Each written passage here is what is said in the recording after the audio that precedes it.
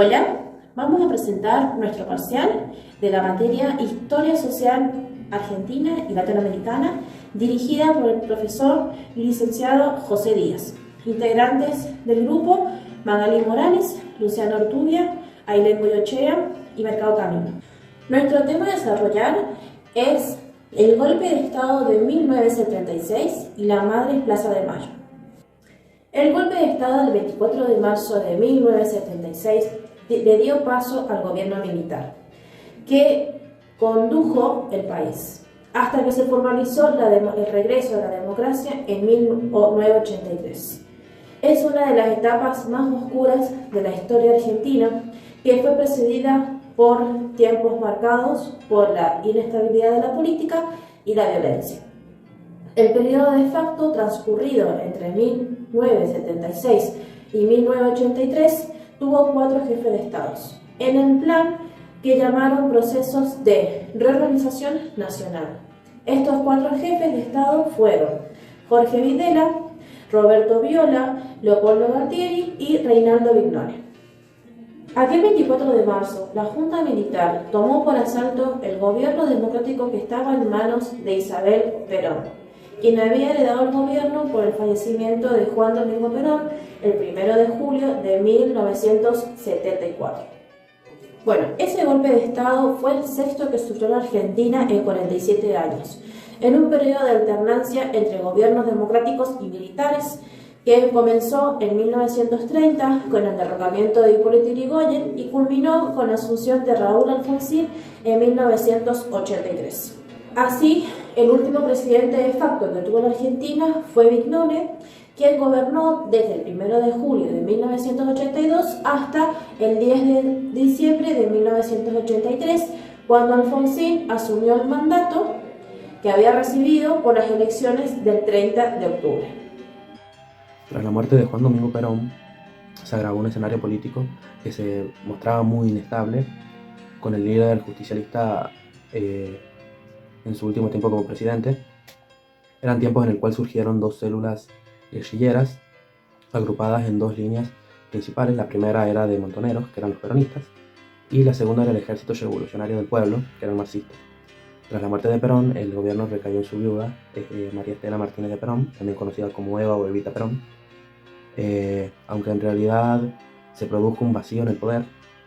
Que esto permitió el crecimiento y la influencia sobre el Ministerio de Bienestar Social, quien era ministro José López Rega, que era una persona que tenía mucha influencia sobre Perón y era una persona de confianza para Evita, que también podemos decir que era miembro de la logia anticomunista internacional Propaganda Due. También podemos decir que López era líder de una organización terrorista parapolicial, considerada o autodenominada AAA, que saldría a la casa de dirigentes considerados de la izquierda tras la muerte de Perón. El 28 de noviembre de 1975 se nombró el llamado Plan Cóndor, impulsado por Estados Unidos y firmado por los países del Cono Sur en Santiago de Chile. Estos países fueron Chile, Argentina, Brasil, Uruguay y Paraguay. Este plan consistía en la operación para la estandarización de las prácticas coordinadas represivas presentes en las regiones.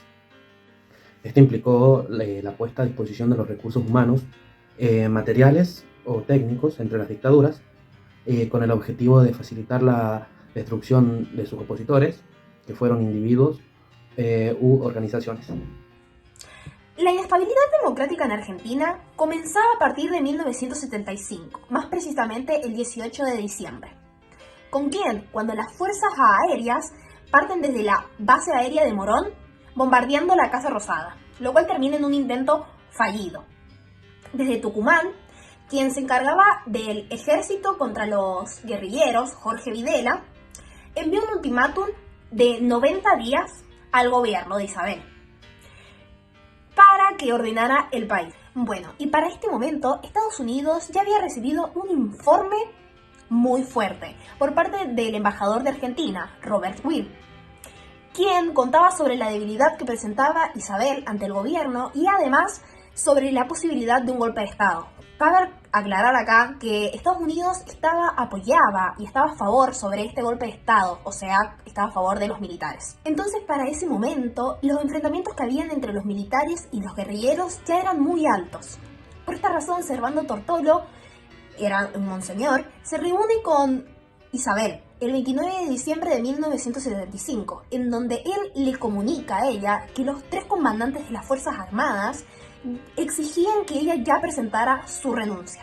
Ricardo Balbín, quien era el líder de la Unión Cívica Radical, la UCR, el 16 de marzo intentó apaciguar las cosas, tratar de que todo se calmara, pero en cambio salió el empresario Jorge Antonio, que era un antiguo o un viejo amigo de Perón, a dar fuertes declaraciones públicas en donde él exclamó que si las Fuerzas Armadas venían a poner orden, respeto y estabilidad, que bienvenidas sean.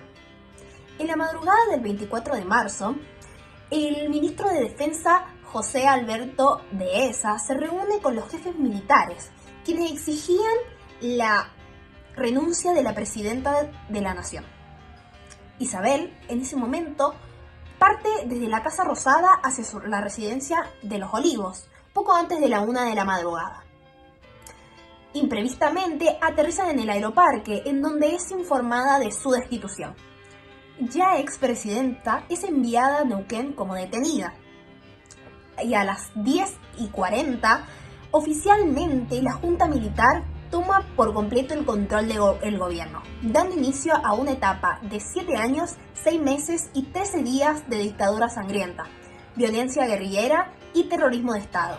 Finalmente, el 29 de marzo de 1976, Rafael Videla realiza su juramento y es oficialmente declarado como presidente. Como la Noche de los Lápices, que es el nombre con el que se conoce a una serie de secuestros y asesinatos ocurridos a estudiantes de secundaria el 16 de septiembre de 1976 y días posteriores en la ciudad de La Plata. Este suceso es uno de los más conocidos entre los actos de represión cometidos por la última dictadura cívico-militar, especialmente porque fueron torturados estudiantes de secundaria, la mayoría menores de 18 años, que fueron secuestrados. La policía bonaerense había preparado un operativo represivo para las personas que habían participado en la campaña por el boleto estudiantil. Las Fuerzas Armadas lo consideraban como subversión en las escuelas, por eso consideraban que era necesario erradicar, y así ocurrió la Noche de los Lápices. Aunque esto sucedió en 1976, el caso tomó notoriedad pública a partir de 1985 por un testimonio de un sobreviviente, Pablo Díaz, en el juicio a las juntas. Otro hecho que ocurría fue la apropiación de menores, una práctica sistemática y generalizada que consistía en la desaparición, el secuestro y el ocultamiento de la identidad de los hijos de desaparecidos, muchas veces con maternidades clandestinas y otras veces eran adoptados de forma ilegal en el marco de la última dictadura cívico-militar autodeterminada, proceso de reorganización nacional. En los centros de detención de la dictadura funcionaban verdaderas maternidades clandestinas. Aproximadamente unos 500 hijos de secuestrados y detenidos fueron apropiados como botín de guerra por las fuerzas de represión. Algunos niños fueron entregados a militares, otros fueron abandonados y otros fueron vendidos. En todos los casos les anularon su identidad, les privaron de vivir con sus legítimas familias y les quitaron sus derechos y su libertad. La movilización de las Madres de Plaza de Mayo surge con la iniciativa de Azucena Villaflor, a la cual habían secuestrado a su hijo, Néstor de Vicenti, y a su compañera, Raquel Mangini, el 30 de noviembre de 1976. Desde entonces comenzó una búsqueda incansable. En el proceso de búsqueda se encontró con otras mujeres a las cuales habían perdido a sus hijos desaparecidos o secuestrados de formas similares. Es entonces cuando propone crear un colectivo, organizarse y presentarse el 30 de abril en la Plaza de Mayo, reclamando a las autoridades la pronta localización de las personas desaparecidas. A pesar de la persecución a las que la sometió el régimen, en 1979 lograron constituirse como la Asociación de las Madres de Plaza de Mayo, firmando normas estatutarias, quedando en la dirección Hebe de Bonafini. En 1981 realizaron su primera marcha de resistencia, una caminata por 24 horas alrededor de la plaza. En ese momento ya las caracterizaba el pañuelo blanco que cubría sus cabezas. En ese escenario de oscuranterismo violento, el movimiento de las Madres de Plaza de Mayo se convirtió en una de las organizaciones sociales más importantes a nivel internacional, derivado de sus aportes en la construcción de la memoria histórica y la defensa de los derechos humanos, que ha significado su trayectoria desde aquel día de 1977. Las mujeres integrantes del movimiento de Madre de Plaza de Mayo han luchado durante muchos años por la dignidad, la verdad y la justicia.